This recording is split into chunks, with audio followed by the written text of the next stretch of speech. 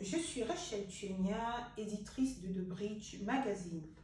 Au cœur de notre éditorial cette saison, rentrée scolaire et universitaire. D'abord, la tentative de suicide d'un élève au Royaume-Uni suite à l'échec au baccalauréat en août dernier. Ensuite, le changement subtil mais brusque des clauses contractuelles entre les étudiants, les universités et institutions financières octroyant des bourses d'études aux étudiants au Royaume-Uni. La transition de l'enseignement traditionnel initial des cours en amphithéâtre au campus universitaire au module en ligne pour certains étudiants de deuxième année, sans leur consentement unanime, sont autant d'événements bizarroïdes qui ont incité notre éditorial à analyser l'impact de la pandémie du Covid-19 sur l'équité aux examens, ainsi que le taux d'incohérence dans les écoles et universités du monde entier. La récente pandémie et l'annulation de la télé-réalité britannique Love Island du français L'île de l'amour n'ont pas aidé les jeunes qui étaient impatients de saisir une opportunité alternative de végétariat plutôt que l'université.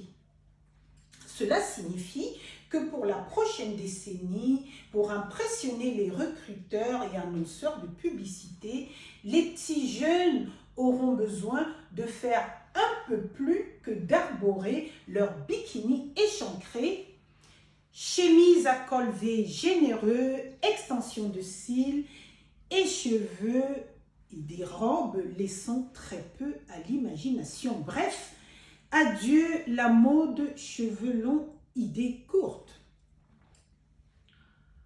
Aux élèves de classe terminale qui n'ont pas réussi leur baccalauréat l'année dernière, échouer le baccalauréat n'est pas la fin du monde.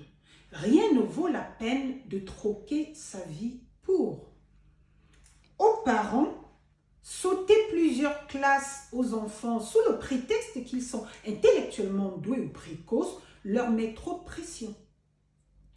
Un grand volume de matière à absorber pour un cerveau immature peut entraîner une crise d'adolescence très tardive à cause d'une enfance volée et tronquée inutilement pour une course effrénée contre l'horloge académique.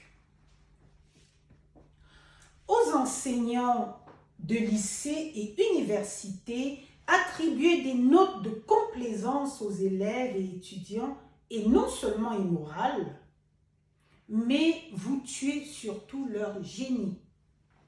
Tout le monde peut avoir un diplôme, mais les élèves et étudiants doués intellectuellement se distingueront du troupeau dans la vie professionnelle. Aux universités, institutions financières octroyant les bourses aux étudiants et au gouvernement, une condition fondamentale à la validité du contrat initial a été rompue. La lésion des étudiants désireux de continuer un programme académique initial est réelle.